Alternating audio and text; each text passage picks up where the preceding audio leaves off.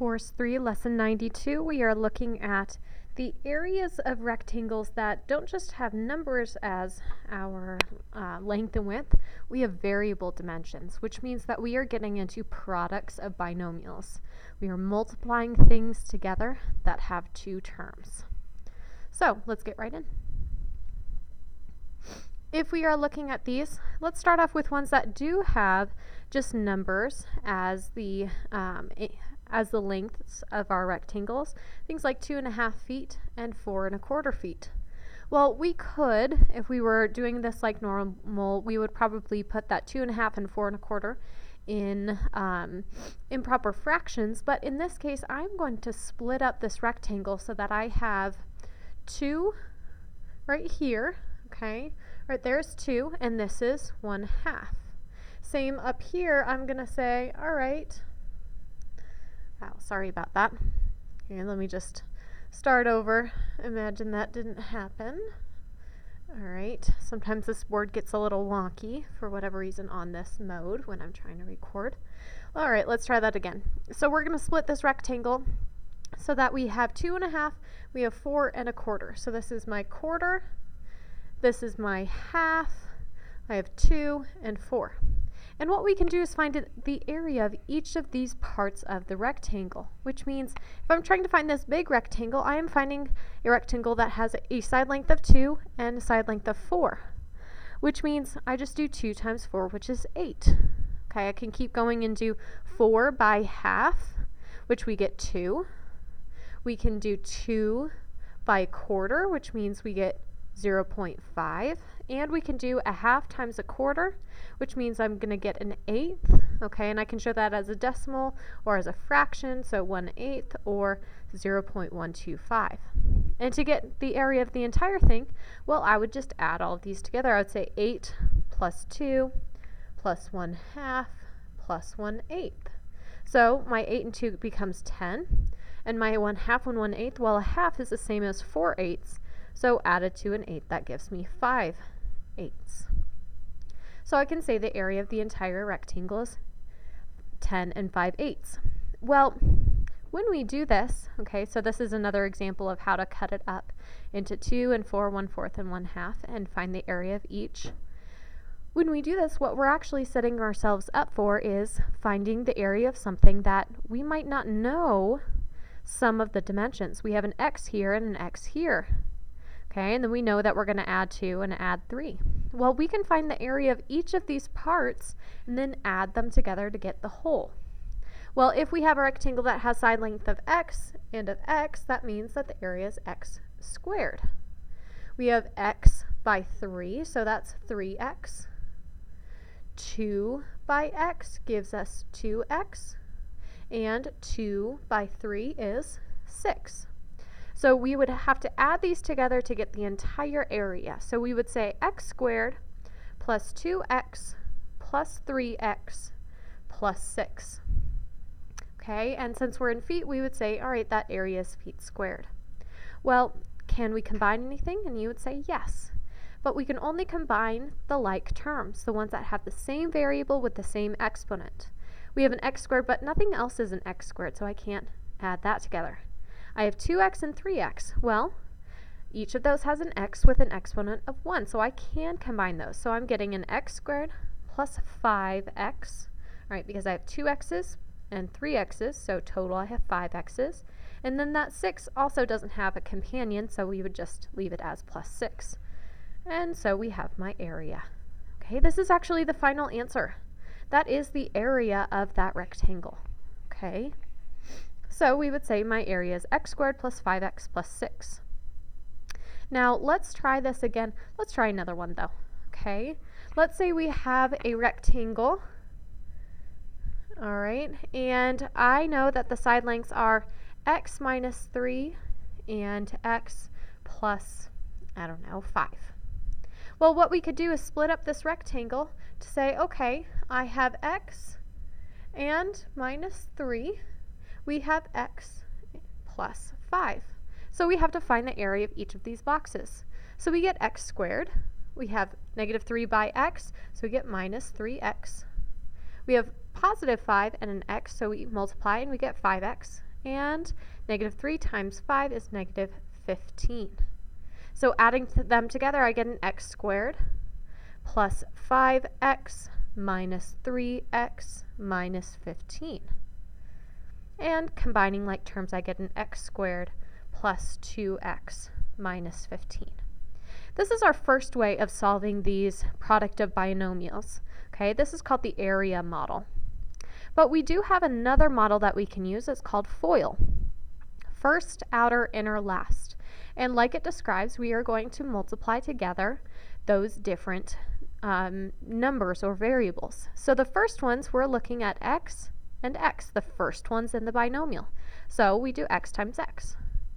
Outer ones, we're saying, okay, which ones are on the far outside of each? Well, that means that we're looking at the x and the 2. So we're going to multiply together x and 2.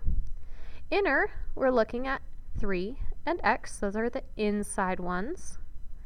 And last ones, we're looking at 3 and 2, the last ones of the binomial. Well, we can simplify all of these to say x times x is x squared, x times 2 is 2x, x times 3 is 3x, and 2 times 3 is 6. So that we can add these together, I know that I can combine these to be a 5x, so that my entire product of these binomials is x squared plus 5x plus 6.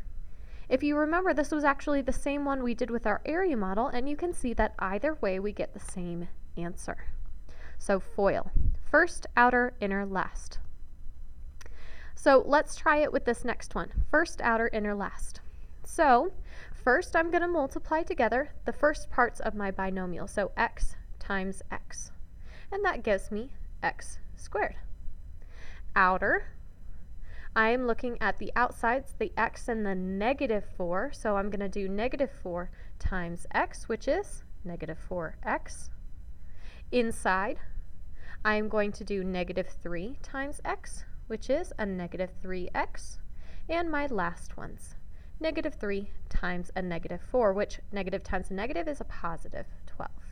Well, these two can be combined to give me a negative 7x, so my final answer is x squared minus 7x plus 12.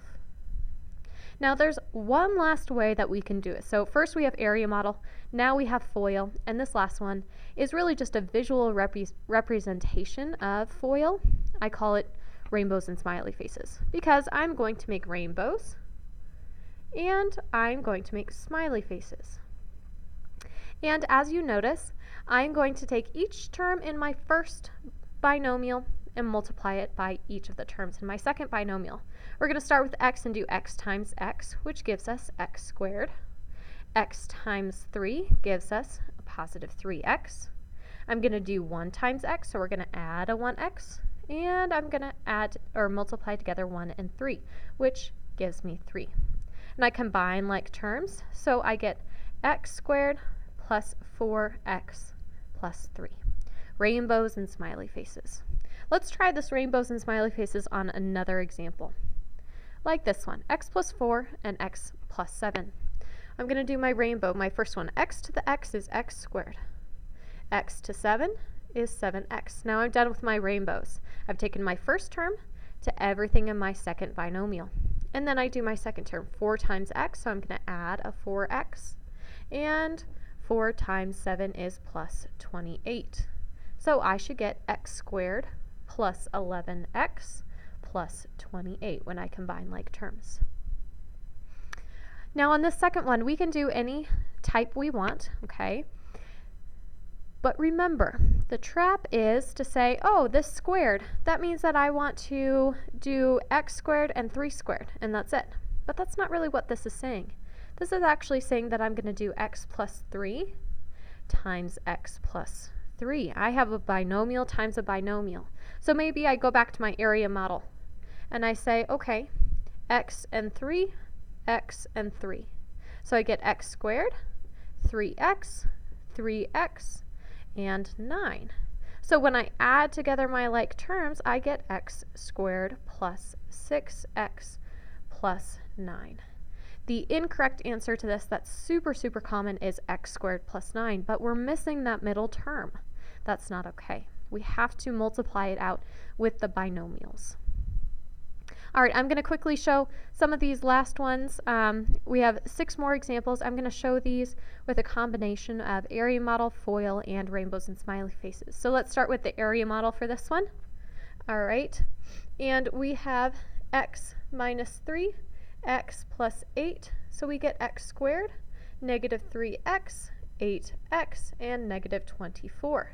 So my final answer is x squared plus 5x minus 24. Remembering all of your negatives, they stick with that term, okay? So it's not just a 3, it's a negative 3. This next one, remember, don't fall for the trick. We get x plus 10 times x plus 10.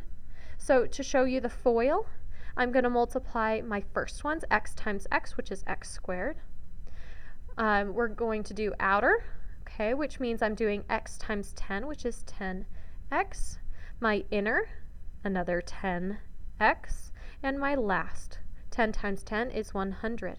And we can combine these two to get a final answer of x squared plus 20x plus 100. All right. All right, let's do this next one, rainbows and smiley faces. So x times x is x squared. X times 2 is plus 2x. Some smiley faces, negative 5 times x is a minus 5x. And negative 5 times 2 is a minus 10. Remember those negatives. So when we combine, we get an x squared minus 3x, because that negative 5x is bigger, and bigger absolute value, and then minus 10. All right. Let's go back to the area model for this last one, or this last one on this page. We get an x plus 2 and an x minus 2. So I get an x squared, 2x, minus 2x, and a minus 4. Now, something that you'll notice here that we'll see on the next page as well. Notice that we have in our original binomial an x and an x, a 2 and a 2. Now, the only thing that's different is we have a positive 2 and a negative 2, or a plus 2 and a minus 2, whichever way you want to think about it. And what happens is that I get an answer of x squared plus 2x minus 2x minus 4. This middle term, 2x minus x, it goes away because we have a plus 2 and a minus 2. All right? This is actually a difference of squares is what we call this, because when we are done, we get an x squared, which is a square number. We get 4, which is a square number, and we are subtracting the 2, a difference of squares. Which means when we see it on the next page, 20 plus 2 and 20 minus 2, we have 20 and 20, 2 and 2, but this one's a positive 2, this one's a negative 2, which means this is actually set up for a difference of squares. So that when I do my rainbows, I get 20 times 20 is 400, 20 times negative 2 is minus 40, positive 2 times 20 is plus 40. We can already see that those are going to go away, and a plus 2 times a negative 2 is a minus 4.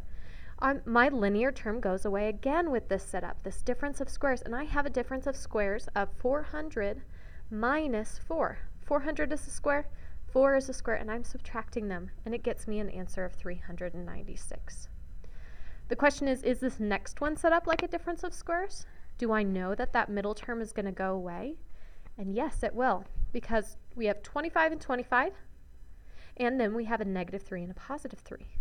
Which means when we look at this, I already know with this setup specifically that I am going to have 25 squared, which is 625, minus, well, just like up here I did 20 squared minus 2 squared, I'm going to have 25 squared minus 3 squared, okay? And you can check for yourself with that, okay, when you do your FOIL or area or whatever it might be.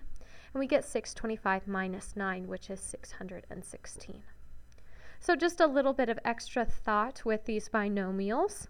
Kind of cool pattern that we can see. If it doesn't work for you, that's fine. Just do our normal method. Okay, I would encourage you to do that. And then check yourself. So I hope this was helpful for your homework and for studying.